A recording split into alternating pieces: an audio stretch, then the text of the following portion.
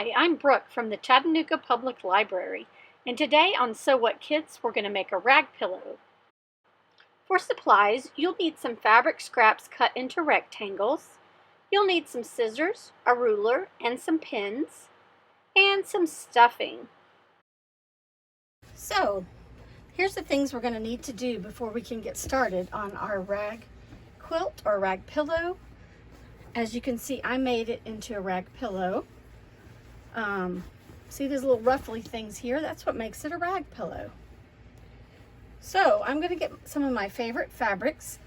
Flannel works really well because when you cut the ruffles into it, they tend to not unravel like regular fabric does.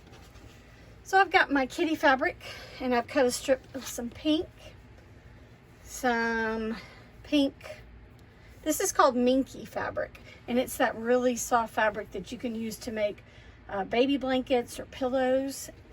And then another strip of the flannel kitty cat fabric. Now I've cut these. I just picked a length. I picked 18 inches, and I've cut them different widths.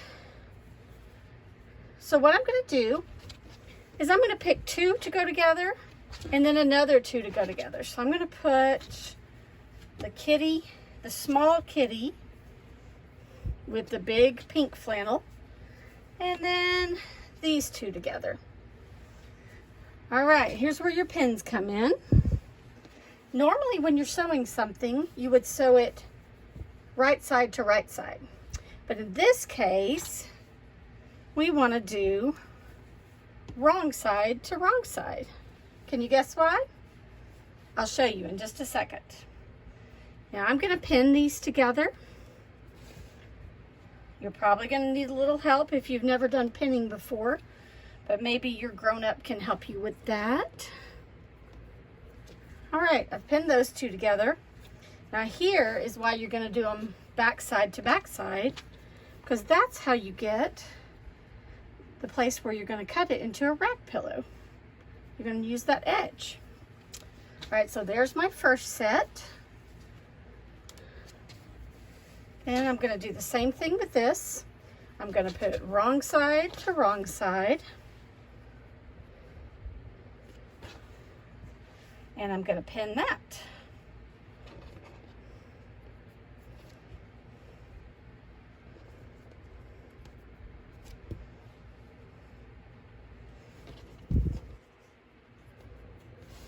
All right. The next thing you're going to do is sew them. Now you can hand sew them. If you want to, you can get a regular needle and some thread and hand sew them with very small stitches. I'm going to use a sewing machine though, because it goes a lot faster. So if you have a sewing machine available, you and your grown-up just head over to it and we'll get started. Okay, here is my trusty sewing machine. I'm going to turn it on, and there my lights come on. And then I am going to put it right under this. This is called the foot. Now the thing on the bottom where you push your foot down is called the pedal, just like a pedal in a car. And the bottom pedal determines your speed, and the foot holds your fabric in place. Now I've already got it threaded, and underneath there's a bobbin, so that the thread comes up from the bottom and down from the top, so that it loops together. Okay, so I'm going to put my foot down. You always need to have your foot down if you're going to sew. And then I'm going to do it, normally I would do it to the edge of the foot, which is about 1/4 inch. In this case, I'm going to come out all the way to the end of my plate. So there's a metal plate on here, as you can see back here in the back. I'm going to make sure that as I go along, the edge of my fabric lines up with the edge of the metal plate. And there's a reason for that, so you'll have to make sure you make that a big area before you sew. All right, I'm getting my pedal ready. I'm putting one hand right here sort of to steady it and move it along. And here I go. When your machine's working right, it sounds kind of like a happy kitten.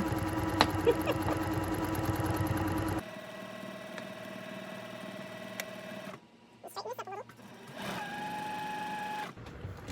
Okay, so there's my seam right here. See that right there? All right, I'm gonna take the pins out.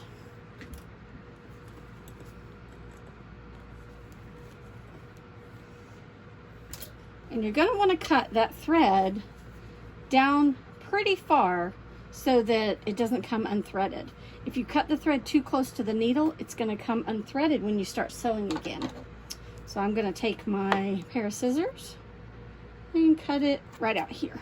All right, I don't know if you can see, but this is where you are going to make the quilt look like a rag quilt, is this little piece that you left to the right of the seam. Okay, let me do my next piece. Same thing. I'm gonna make sure my foot is down.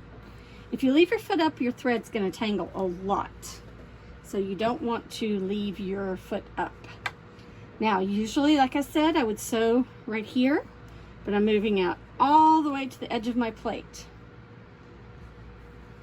Okay, foot down, and I'm putting my pedal down under the table, and here I go.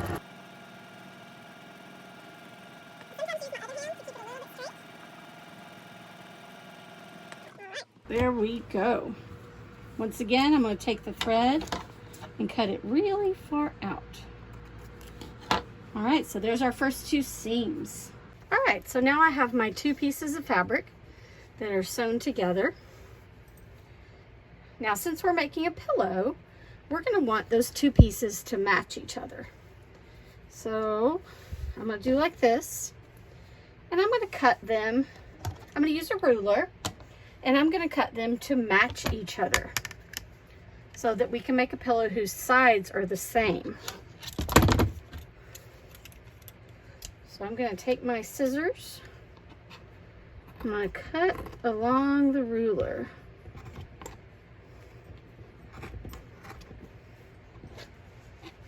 Scoot it over so I can get a better grip on it.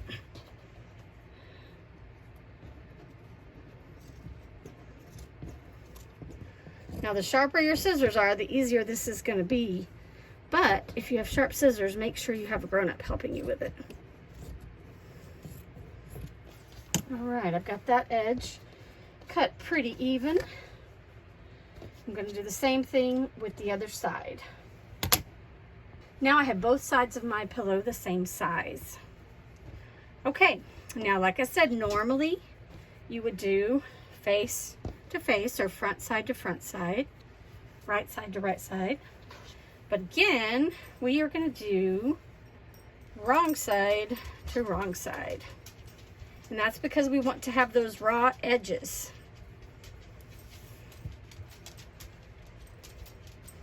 Okay, so let me get my little chicken with the pins in it.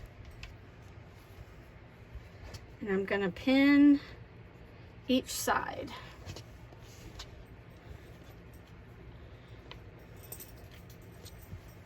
Got it pinned. Let's go back over to the sewing machine. All right, here we are back at the sewing machine. I have our fabric with our 4 edges pinned together. And we're going to do the same thing we did before. We're going to make sure that it's all the way out to this end of the plate, which is about 1 inch. Put the foot down because it tangles if your foot is up. So you want to make sure your foot is down. I'm going to use the pedal. Here we go. Shaking the camera a little bit, but that's just how it goes.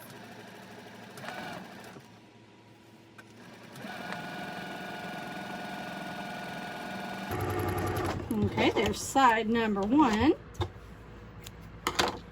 Okay, let's do side number 2 over here. Now, guess what is going to go in the middle? If you guess stuffing, you are right. So we're going to have to leave a spot open to put the stuffing in.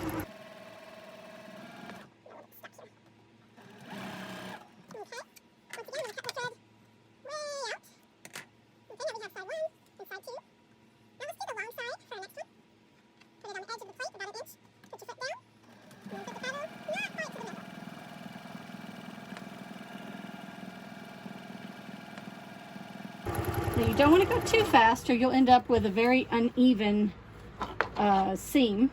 All right, now we have one side left to sew. Now remember what I said about we have to put some stuffing in it. So I'm going to leave about that much right there unsewn so we can stuff it. Foot down, here we go. And I'm going to stop right here so I can stuff it. Okay, once again, cutting your thread. All right, so we have side 4 here where we've left a gap, and that will be to put our stuffing in. All right, our next step is going to be to put some stuffing in this gap that we left. Now you can use regular stuffing that you can buy at the store, but you can also use like leftover pieces of t-shirts or other sewing projects that you might have. You can even use stuff like shredded up newspaper, although that's going to be a lot noisier.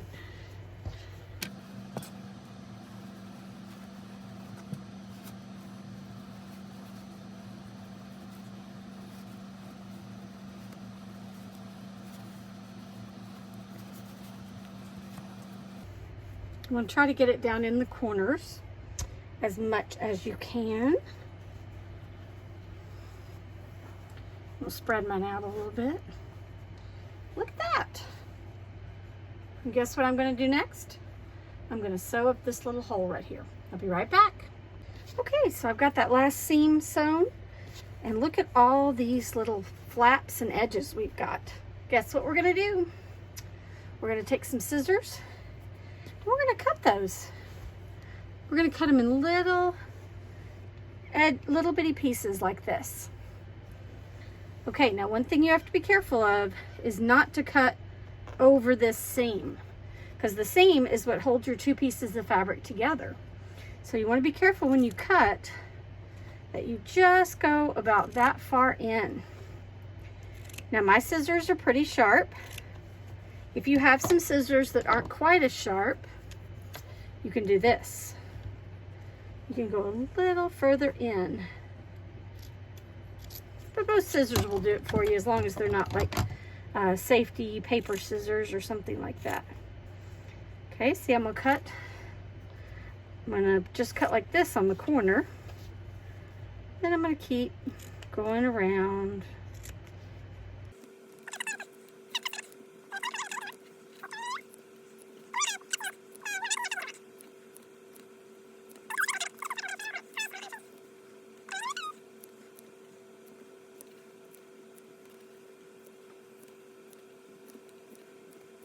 Guess where else we get to cut? We made some places on the top where we had overlapping areas, so we're going to cut those too. So I'm going to take it down here by where it's folded. Once again, make sure you don't cut that seam.